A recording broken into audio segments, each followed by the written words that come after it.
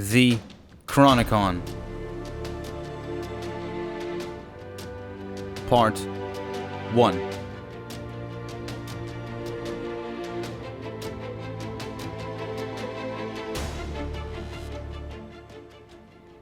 One. Recorded by Scribe Tlazat. The following pages are a true and authentic publication of the incredible deeds and remarkable discoveries of the Emperor Cayde, the greatest emperor of the Cabal, witnessed by his most loyal allies and recorded by his most trusted scribes. Upon suffering a terrible betrayal at the hands of false allies, Emperor Cayde commissioned the Chronicon, a record of histories to preserve the truth of his magnanimous rule and unjust exile. His royal historians, Scribe Tlazat and Scribe Shagak, are solemnly entrusted with the writing and keeping of these vital records. The record begins thus. On the day that his joyful majesty was ejected from his home on Terrabotul, a great mania of aggrieved despair seized the Cabal people. Millions of the Empire's most loyal and joyous subjects took to the streets to lash their hides in bloody mourning.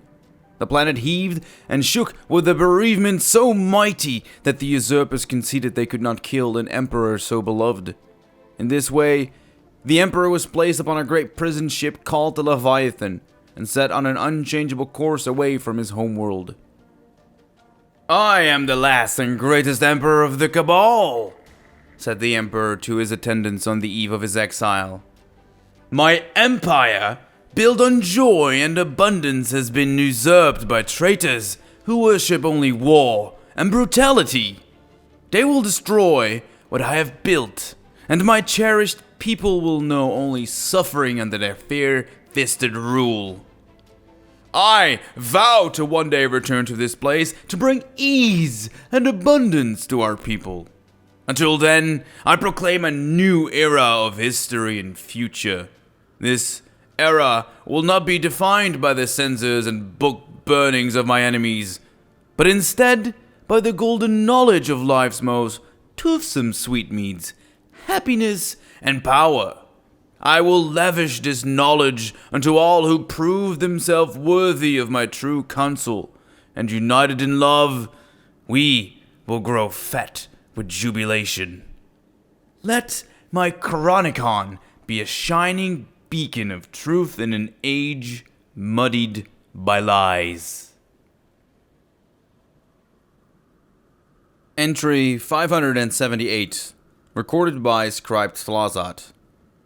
After many days of uninterrupted flight, the Leviathan experienced a violent malfunction. This scribe prefers not to lean on metaphorical language when the accuracy of history is at stake, but in these unusual circumstances, the record may forgive a departure into the subjective. It was as if the ship had been plucked from the cosmos, like a berry by some gargantuan hand, rolled between forefinger and thumb, squeezed and tested for ripeness, and then, having been found satisfactory, slung backwards in an unknowable direction toward an unknowable maw. As a result, the ship's navigation and power systems were so severely disrupted that the royal pilots could make no hypothesis regarding their failure or repair. The ship was plunged into disarray and darkness, and its people gathered around the emperor to seek his guidance and love. Instead, the emperor donned a pressure gel suit and demanded to exit the ship alone. Said Cayde, "I wish to see the destination of my banishment in private." He could not be persuaded otherwise. I, Tlazat, must break the convention of our record-keeping for fear that this entry may be the last of the Chronicon. Lens of truth, compendium of happiness, symbol of the lavish benevolence of His Majesty the Emperor.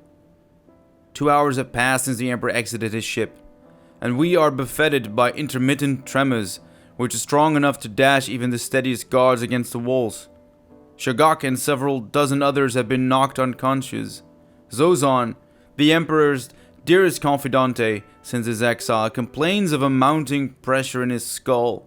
12 others are bleeding from their ears, and the royal beasts bay with incessant fury.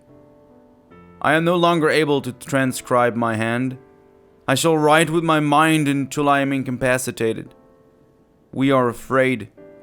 We fear that our enemies have sent us to this place to die in the dark, far from the eyes of Callus's adoring public. The Emperor has not returned, and is surely dead.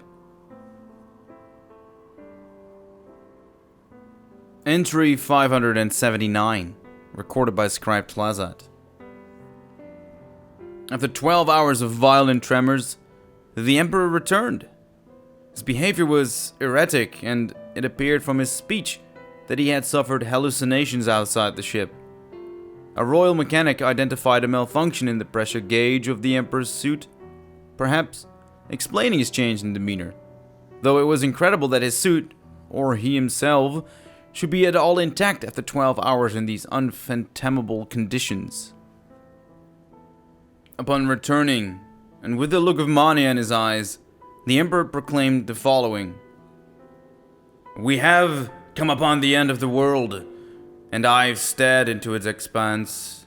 It has whispered into my ear, and I am enlightened. Death is coming, and it has made me its herald. The end will eat everything."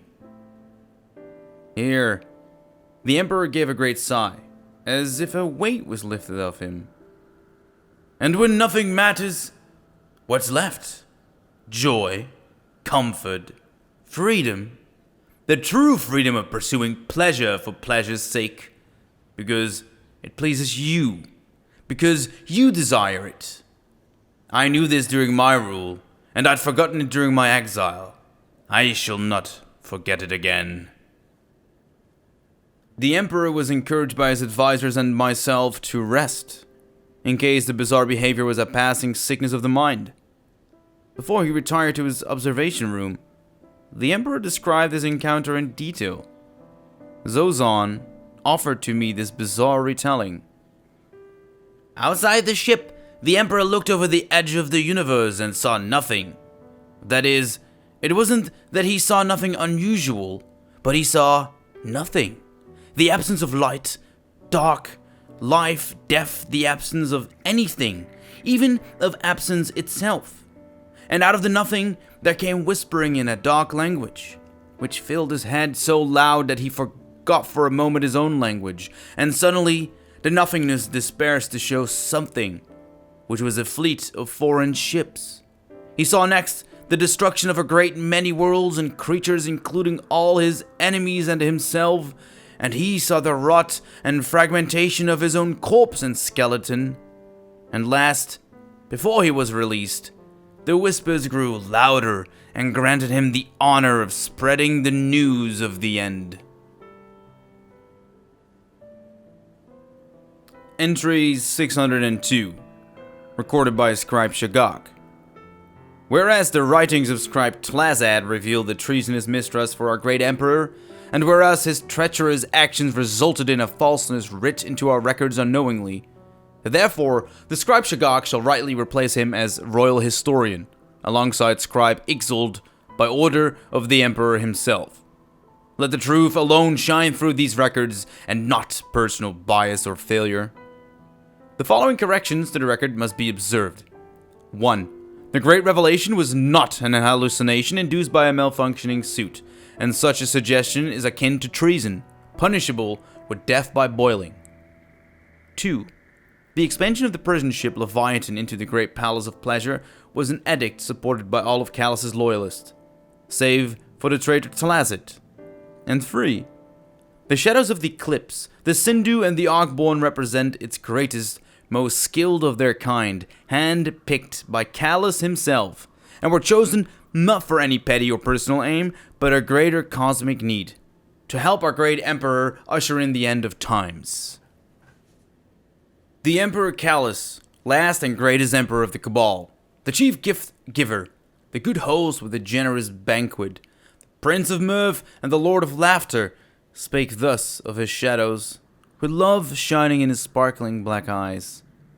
"My beloved shadows represent everything that was lost to me when the Red Legion took Tor Bottle.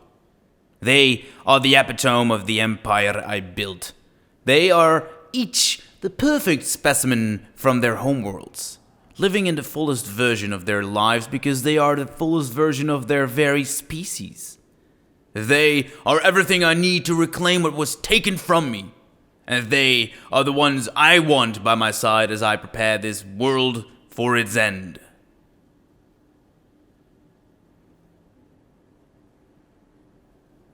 Entry 605, recorded by Scribe Shagok.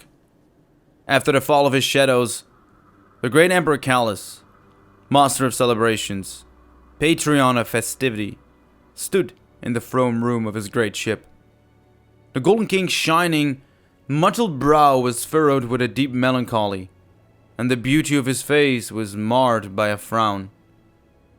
The ominous Gaul, the Ghost Primus, the usurper, lived, while the mightiest of his shadows, his chosen killers, his Zenith champions, were dead. When approached by one of his advisors who hoped to console the Emperor held up his great hand and said, bewildered, "I have filled them. I have been chosen to bring forth the end of the world, and I set my sights so low as petty revengeance. My enemies deserve to suffer and fall for their treachery, but my shadows were meant for something greater than the violent end I sent them to. They have been ruined, just like my beloved empire." Here his advisors rushed eagerly to reassure him, troubling him with offers of wine or food or false words of comfort. But the great emperor was not moved. What? They asked timidly. Of rest of his shadows. Those who had not gone to fight Gaul. They still lived. "No, I have ruined them. All of them," the great emperor whispered. "I've spoiled the whole batch."